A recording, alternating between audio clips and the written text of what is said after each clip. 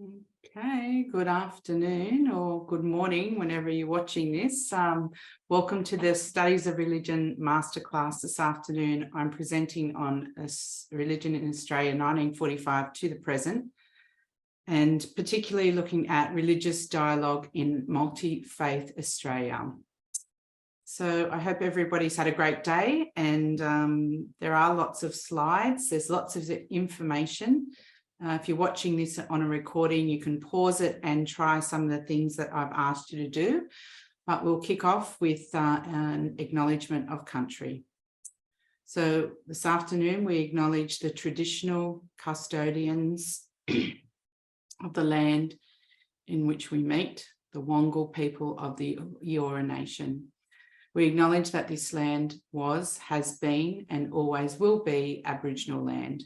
We pay respect to the world's oldest continuously living culture and recognise their beliefs, their history, and their deep connection to the land. On this land, they taught their children their beliefs, knowledge, and culture. And as stewards of this land, we continue to honour the deep history of First Nations education that this land has seen. And may we walk in reconciliation together. So studies of religion, well, the syllabus, it has lots of pieces of information in it when you read it. This is two parts that I think are pertinent to what we're looking at this afternoon. So you might just take a minute to read through that yourself so you can see what our focus is on and hone in on some of the important things that we're looking at this afternoon.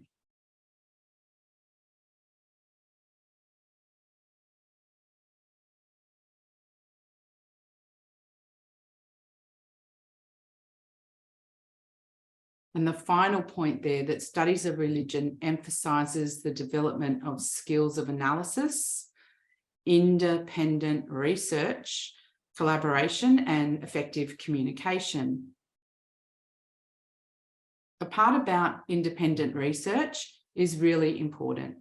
So we're not here to spoon feed you, and that's not what I'm going to do this afternoon, but hopefully just to get your mind ticking over to think, what have you got to look at to make sure that you can make the best of your exam papers on the day?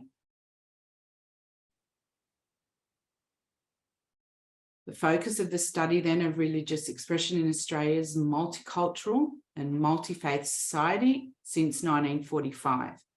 So if you've studied in the 2-unit program, you would know from your Year 11 course the way things were up to 1945.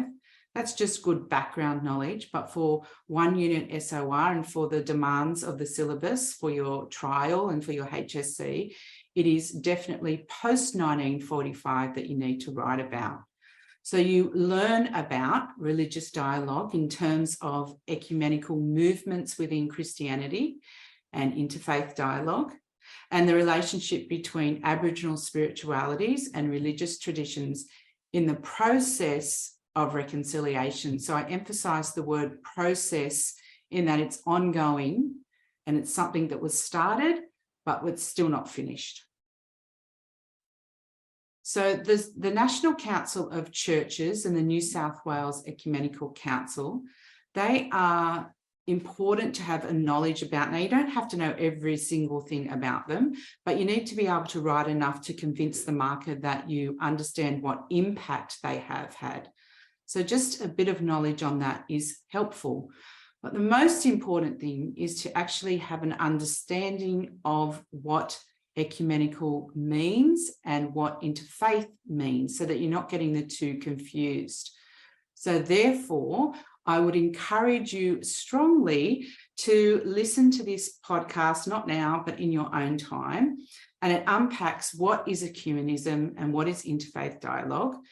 You should make some notes as you listen, because it's imperative to know the difference between the two concepts, or you could be quite confused in what you write in your responses. So it's really ensure that you can provide those definitions so the marker knows really that you know what you're talking about. And listening to that podcast, it's 20 minutes. It's a nice, easy podcast to listen to. It might be just the thing you need to ensure that you are immersing yourself in ecumenism and interfaith dialogue in the right way. So some examples, it's always important to be able to give examples of organisations to include these in your response. Now, the ones that I've got on your screen there that you can see are just some of them. They're not all of them, but they're the main ones, the key ones. So if you're going to write about the National Council of Churches in Australia, you have to write that out first, and then in brackets you can put NCCA so that the marker knows what you're talking about. And the same with the Australian National Dialogue of Christians, Muslims and Jews.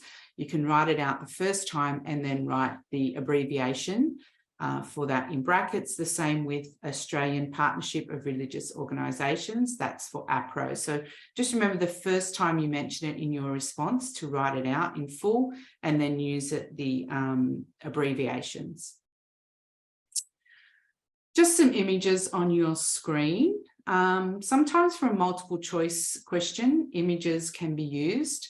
So just keep that in mind, and you might even, take notice of what is in the images to help you in unpacking what ecumenism is. So for that one in the middle of your screen, you can see there's the cross there, helping you to know that it's all about Christianity. Obvious, but just thought I'd point it out.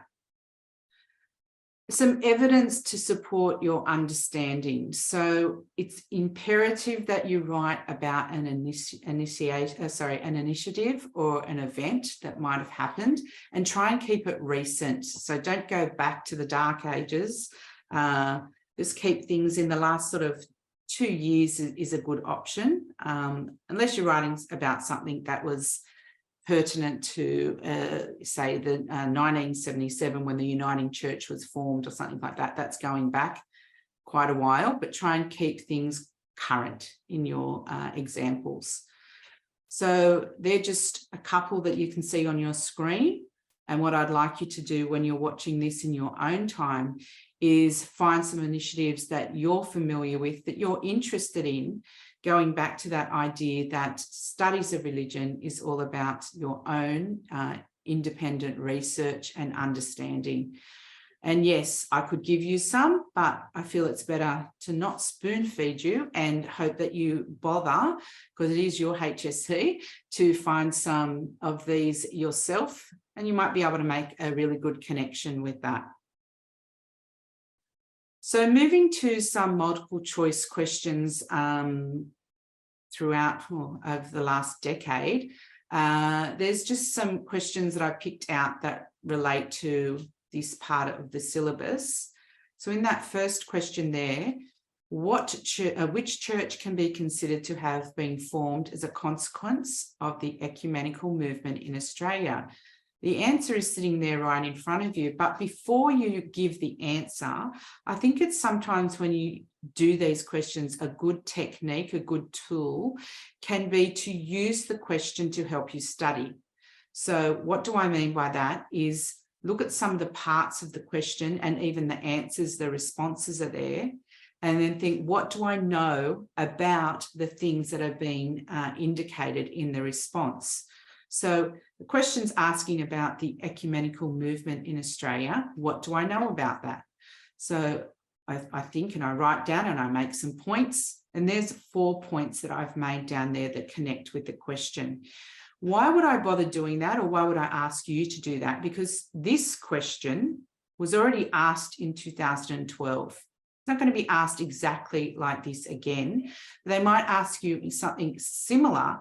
And if you've done a little bit of research and jogged your memory about some of the things relating to this question, then some of that information could be asked in the 2023 HSC, and you'll be thinking, oh yes, I remember researching that. I remember having a look about that, what was the information connected to the ecumenical movement, rather than just, oh, D's the answer. So take the time when you look through some of these questions to think, well, what else can I probe from that question to help me in my learning? Here's question 7 from 2012. In which of the following do both examples refer to ecumenical developments in Australia? So this was in the same year that there was 2 questions devoted to the ecumenical development. So when you go through those answers, again, some of the things that might be standing out to you are the White Australia policy. So you might write down, well, when was that abolished, or what was the White Australia policy in your learning? Then the next one, B, talks about the National Council of Churches in Australia. So you might think, all right, well, what are some of the member churches? That could be a question. And then it talks about APRO, and then it talks about the World Council of Churches in Canberra. So you might think, what are the things I might need to know about any of these organisations, events or initiatives that they're talking about, and put some points. So as you go through the questions, write down, is there any additional notes or information that could help me in my learning? So what is the WCC? Who's involved? What do they stand for? What are they wanting to do? What are they trying to achieve? Similarly, what is the National Council of Churches? Well, can you identify the member churches? I do remember there was a question about that once.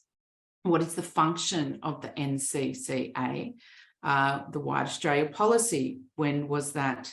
What was it to begin with, and when was it abolished?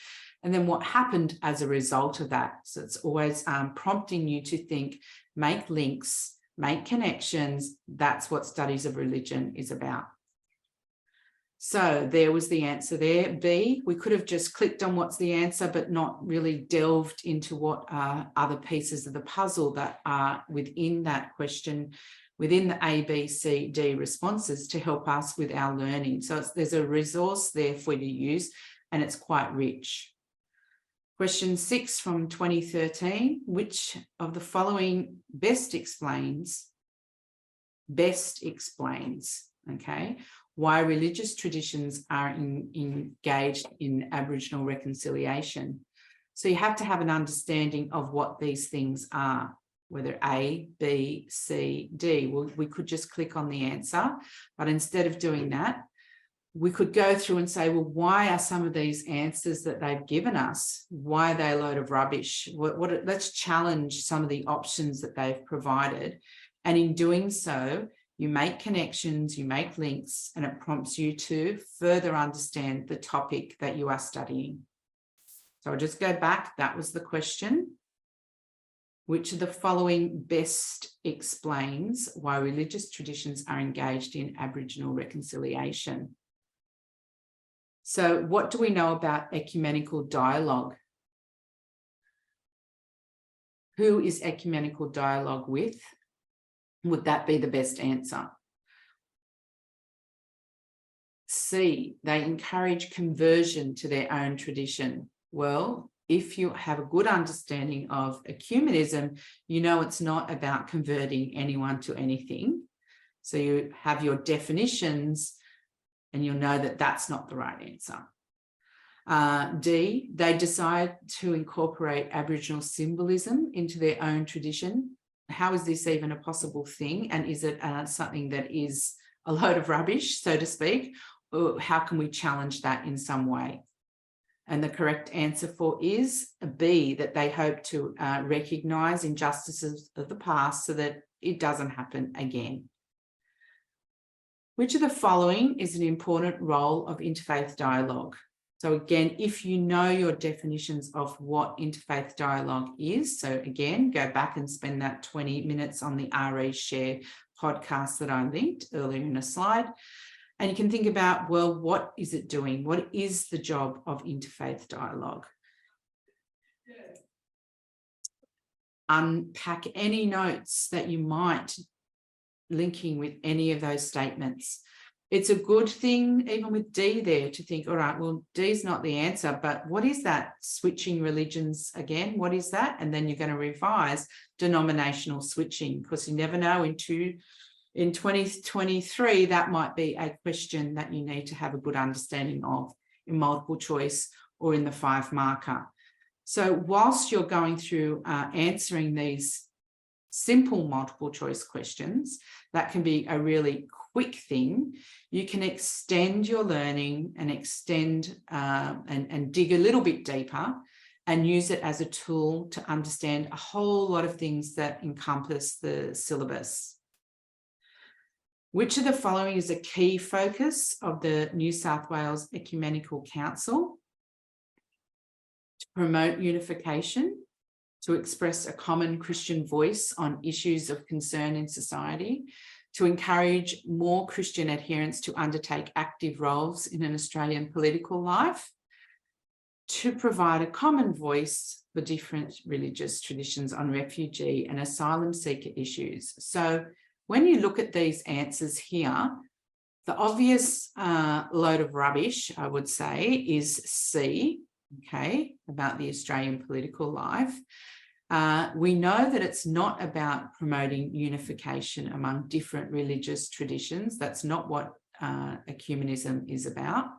So then it brings us to B and D, to express a common Christian voice on issues of concern in society. So we know that the one of the roles of ecumenism is to voice and be an advocate for people who are oppressed, for example. So we might go to those answers there, and we can see that B is the best answer out of those there. 2015. The main reason why interfaith dialogue is important is that it provides what?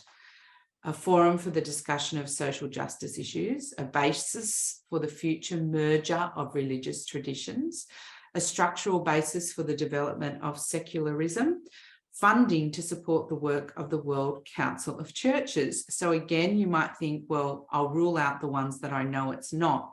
But it's a great opportunity to look at this question to think, well, hang on, what is secularism? What is that again? I need to remind myself. I might need to go back and study that because I'm not 100% sure of what that is.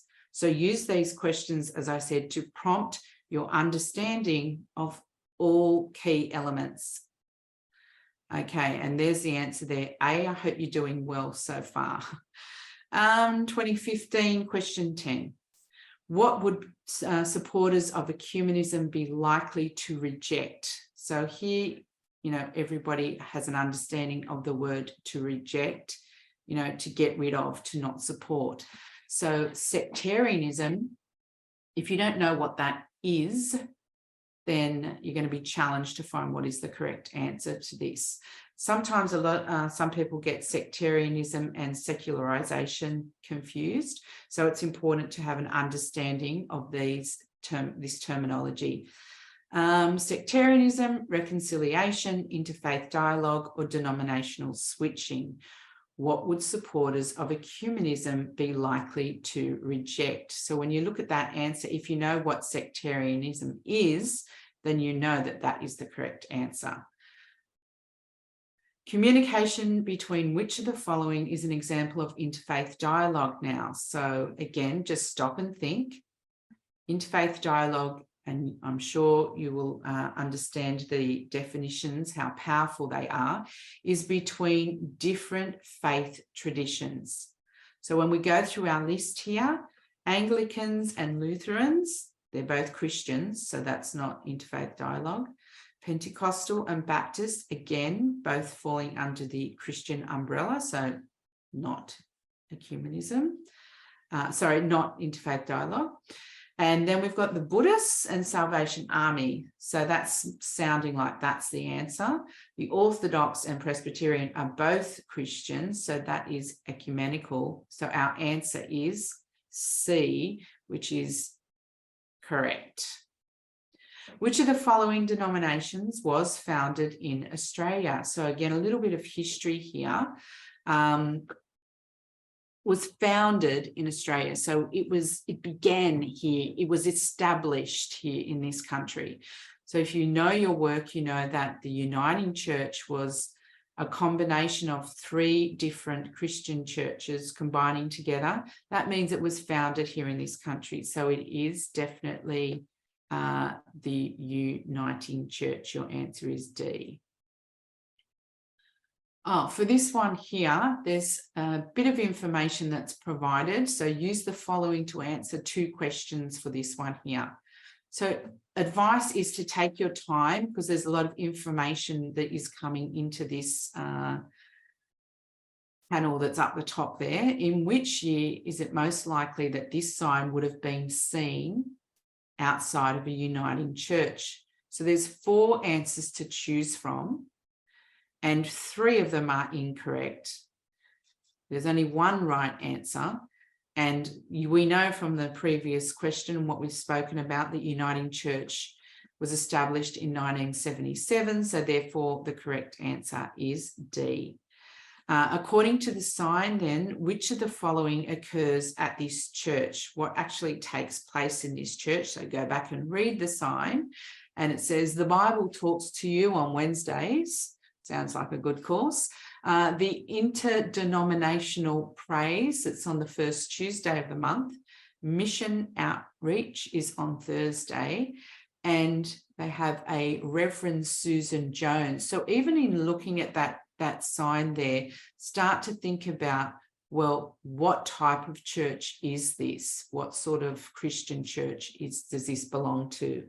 And going back to answering our question, what is it on the sign there that it's telling us? Do they have secular praying? Do they have a multi-faith worship? Do they have interfaith dialogue? Do they have ecumenical activity?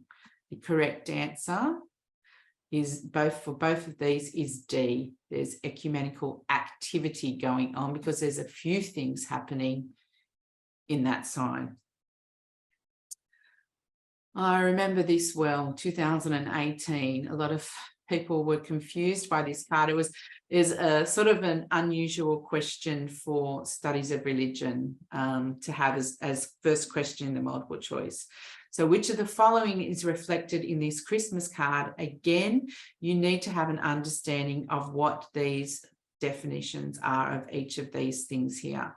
So season's greetings, there's nothing that is a cross on it to say Christmas in terms of the image. Reconciliation, there's nothing there linked to the Indigenous.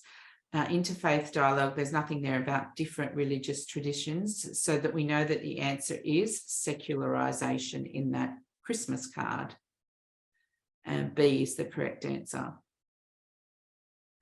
Question 6, the most significant ecumenical event in Australia's history, and so many times this question must be coming up. I feel like I've been talking about it all afternoon, but we know that it is A as the formation of the Uniting Church, but it is a good opportunity to go through and have a look. Well, what was the abolition of the White Australia policy again? When was it? Check your facts, 1972. The creation of the Australian Council of Christians and Jews. All right, this is an opportunity for me to go online and have a look. What is this council about? What do they do? And then here's another opportunity for me to have a look about CAR, C-A-R, the Council of Aboriginal Reconciliation, because you might be able to use any of these in a 5-marker response. So take the time to do a little bit of your own independent research, investigation, and use it to your advantage. 2019, what do ecumenism and interfaith dialogue have in common? And from your answers there, some of them make you chuckle. Have a look at what they've got to say. And again, you could think for this one, well, what is a load of rubbish, or what is actually key to what they're trying to do? And they both value religious harmony while respecting religious diversity. They're not into unification. They're not up for promoting women. And they both aim at rationalising the use of buildings for shared worship. So as you go through those answers, you'll see what's wrong with them. Communication between, which of the following is an example of ecumenical dialogue? So we have a look here. Again, Buddhists, oops, hang on. Buddhists and Hindus are from two different faith traditions, so that's not ecumenical. Baptists and Presbyterians, that could be our answer. Catholics and Orthodox Jews, two different faith traditions there. Muslims and Salvation Army, two different faith traditions there. So we know that the answer is B, correct. Okay, this one here is quite a challenge. So 2020, question 10. I'll let you read the quote to yourself.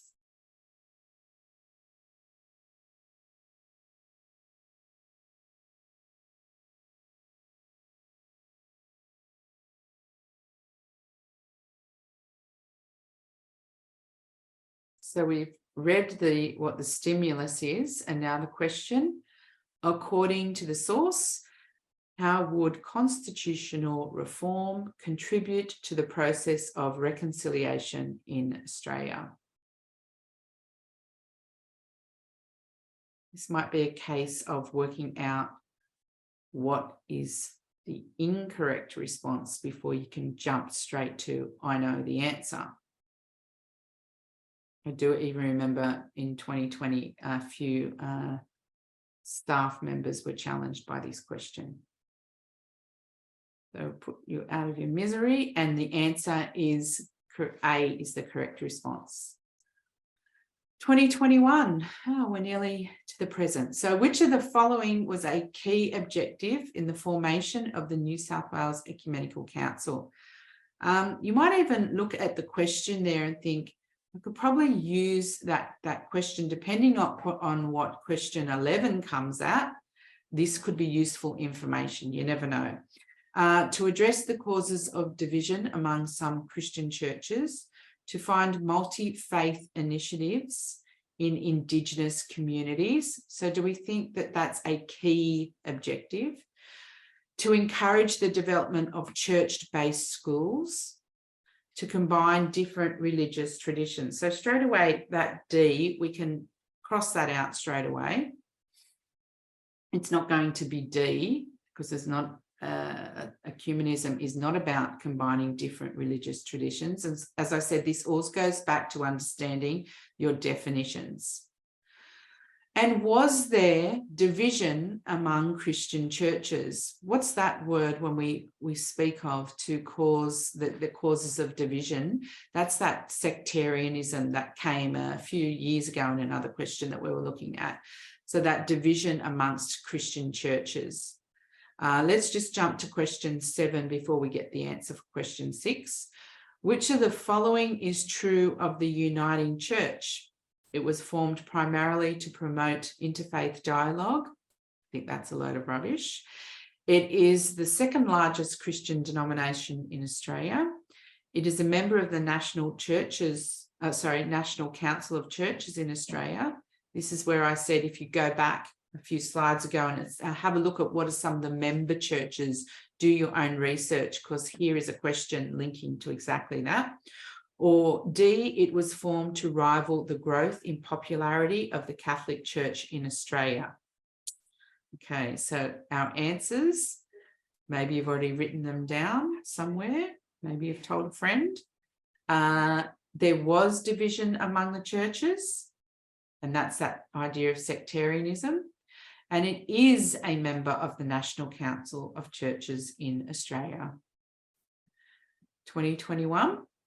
Question 9, which of the following is an expression of ecumenism? Methodists forming a new church with many Presbyterians and Congregationalists. The Church of England in Australia becoming the Anglican Church of Australia in 1981. An Aboriginal community conducting a ceremonial gathering with a Baptist community. A joint statement of principles issued by the National Council of Jewish Women of Australia and the Council for Australian Catholic Women. So it actually is so much information. That's a very rich question that requires, if you're going to do a little bit of research and use these questions to help you in your study, you could gain a lot of information just understanding this question. So what is the answer to this one? There's, as I said, there's, the Church of England. Well, when did it become the Anglican Church in Australia? Is that correct? So many things to look at in your research, and I hope you do take the time to go through and look through each of these. Methodists forming the new church. And if you remember our slide from early on, it actually gave away that answer in finding and doing a little bit of digging about the Uniting Church at the beginning of this Zoom. 2022. Which of the following best describes the role of an ecumenical movement?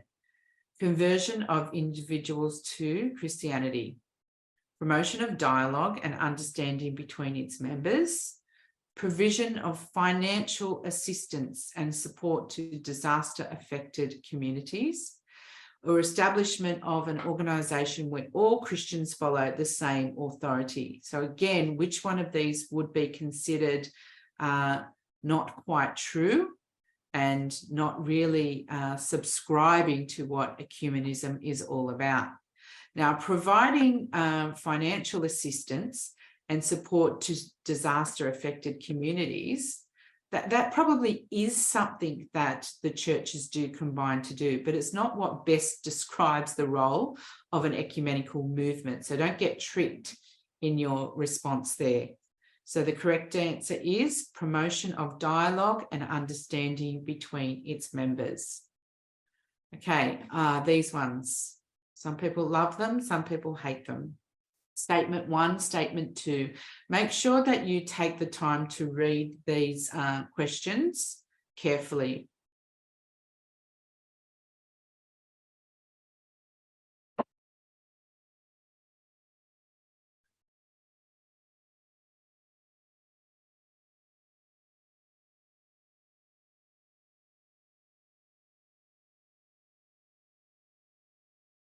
And the answer for this one here, statement 1 is false. Statement 2 is true. Okay, that's the end of the multiple choice questions. Now we're moving on to the 5 markers. So question 11. This is actually not a question. I don't think this is from a trial paper or from a HSC. I think this is just from a I don't know from where it's from where it comes from, but it's from my bank of information. And the reason I chose today to speak to you about it is because it has the stimulus there, which is definitely linked to ecumenism. But here in the question, it says, with reference from the stimulus, explain the impact of ecumenical movements in Australia. So be very aware of the plural. The letter S is a very powerful letter in studies of religion questions. So it's looking for you to provide more than one example. So just that's something to be aware of that I wanted to pass on to you on this masterclass. So before you start writing, it's always just a good idea to use that space, that white space that is around your paper, to make sure you are understanding the limitations of the question. And I know you've heard this all before, but to make sure that you do address the verb and to have examples to support what you're saying. So before you even start writing the question, you might pick something and decide what you're going to choose from the stimulus to be worked into your response. A good response, and you'll see this later on in some of the examples, refers to the stimulus more than once in the 15 lines, and it's not much that you've got to write, but it's really important to refer to the stimulus more than once. And it's really important to be able to provide some statistics. So just bring your attention to this, the NCLS, which is the National Church Life Survey. It provides statistics that you can put into your response, but it's a matter of you learning them. So take the time. You don't have to learn every single statistic that's there, that's available. You just need to make the effort to grab onto 1 or 2 or 3 of them and use them in your responses. Oops. Okay. So when we look at, back at that question there, we want to ask ourselves before we start writing about it, well, what is ecumenism? Why have we had to have ecumenism? Why? What? Why? These are the questions that we ask ourselves. And then some of the impacts. So I've got 4 different impacts on these slides, and you can go through and read them in your own time and make notes of them to make sure that you have an understanding of them. But go through and do that yourself to have an understanding of what are some of these impacts, because the question is asking about impacts. So make sure you're able to write about a few of them. So just to talk about the National Church Life Survey, it's something that has been happening since 1991. So that's more than 30 years of research on Christian churches in Australia. Not all churches take up. It's an invitation to be involved. Not all churches take up that invitation, but it certainly does provide a very good glimpse of what's going on in the churches in this country, in Christian churches. Okay, so here is just another question. Here we go. Explain the factors which have led to an increase in interfaith dialogues in Australia since the 1980s. So since the 1980s, that's a limitation for this question. It doesn't want to know what happened in 1960, 1970. It's what happened since the 1980s. So you need to have some good examples up your sleeve. And it's quite bright looking at all the colours, but the colours are there for a reason. The colours link up to the criteria and to what you're being asked to do. So the explain in the fluoro yellow, these are the explain phrases that are definitely in this response here. The factors, there's that S again, the powerful S.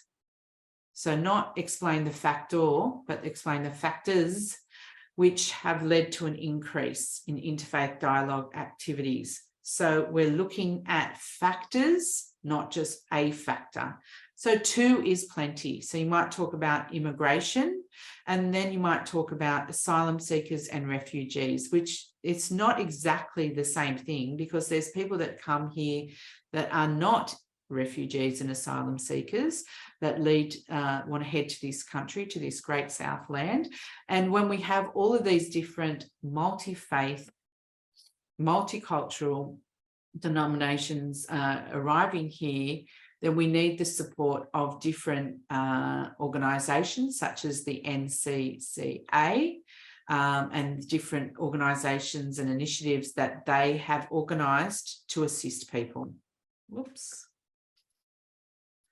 Okay, so some points to make. The term secularization means that people are separating themselves from religious institutions, and hence people are deciding that some people are deciding that religion is irrelevant in their lives. So as a result of this, many faiths are driven. That's like a catalyst for faiths to work together so they can have a more powerful voice in the public arena, to make sure that their voice is heard together on many different ethical issues and social justice issues. And it's in this working together, this interfaith dialogue, that they can make a powerful difference. Okay, so it's important then to distinguish between ecumenism and interfaith dialogue and make the correct links. So you don't want to be providing examples such as the New South Wales Ecumenical Council and Uniting Churches Australia, if you're talking about interfaith dialogue. So make sure you're marrying up the right examples with the right events and the right initiatives to make sure that it makes sense for the marker. Oops. Okay. So when explaining factors which have led to an increase, you could provide, these are more examples that could support that response. And just to ensure that you are writing like since 1980, keeping that in the forefront of your mind.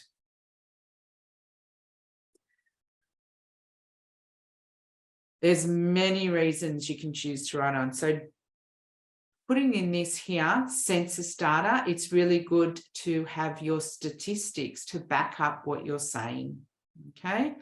Something that they're looking for in marking responses. And we spoke about at the beginning about making sure you've got current examples. So you might talk about different examples. If you're talking about the COVID immunisation that was a priority for homeless people, churches worked together to make sure that that happened. And also voluntary assisted dying, the debate with that as well.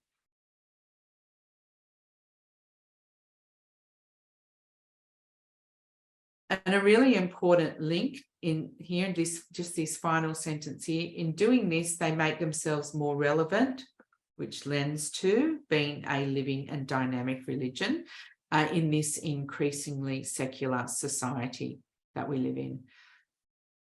Okay, so here is a question, the 2022 HSC 5-mark response from question 11. Here are some samples for you to read through at your leisure that were written by different students that I've taught. And so they're de-identified, you don't know who they are, but they were powerful responses that were rewarded with good marks. There is also one that was not so good, and we're going to have a look at why. Or maybe that was 2021, sorry, 2022. Here we go. You will see that the stimulus is referred to in this response, and I've bolded the centre there, the Columban Centre of Muslim and Christian Relations. That's the example that's used, and the initiative is this youth power, Parliament of the World's Religions, with the aims clearly mentioned, and thus revealing that indeed interfaith dialogue is of vital importance within Australian currently and for the future. So referring to current census data, this is all the nice things this response does, referring to the stimulus, giving an example. It's actually giving some links to the census data as well to back up why interfaith dialogue is so important in this country. And these responses, I must say, just fitted in the allocated space. So there's the allocated space to write in, and these responses did fit in within that space. This is another response here. This was another good one. Again, rich with the stimulus filtered through the response, and also backed up with the New South Wales Council for Christians and Jews and an initiative that it's got, and the Columban Centre for Christian Muslim Relations, and talks about a conference, the Abraham Conference, as a forum that is powerful for addressing the different issues. You can read through these responses in your own time. They're very nicely put together, which is why they were rewarded with full marks. And I use the word rewarded intentionally, because I know that these students really did work quite hard in perfecting their responses, and they were did quite well in the HSC last year. And here's another one. Again, you can see the bolded parts standing out. Also supported with statistics right in front of your very eyes. It's a great response. And of course, they are answering the question. Not just content dumping, but actually answering the question. And another one. But I'm not going to go through all of these. You can read them in your own time. Just wanted to point out what are the important parts that make sure, you know, everyone starts off with 0 on their page. And what do you do to ensure you get the 5 marks is you do what you can see that's obvious in these responses. Okay, so here is one that you can try doing the highlighting part yourself. Explain the importance of interfaith dialogue in an increasingly pluralistic and multi-faith society. So if you make a copy of these slides yourself, you'll be able to go through and try your highlighting tricks just to make it stand out for you and make it obvious to you. Here we have how have religious traditions engaged in the process of Aboriginal reconciliation? This is 2021's HSC question. In 2012, the question was very, very similar. How have religious traditions in Australia given support to the process of Aboriginal reconciliation? So instead of given support, it's engaged with. So very similar the way that the question is worded. There's the criteria. Now, this response, this is not someone's written response from 2021 HSC. It's by a student in more recent times. And how do I know that? Is because they are referring to the Learn to Do Good, Seek Justice initiative, which was, I think, in 2023. So it's someone that's done their research. Remember I said to find some different places and name their events on that slide. This is obviously what this person did, and they were able to put it in their response. Again, a great response that would receive 5 marks, I'm sure. Now, this response would only be getting a mark of 4. So I'm going to give you a little bit of time to read that one to see what is missing in this response.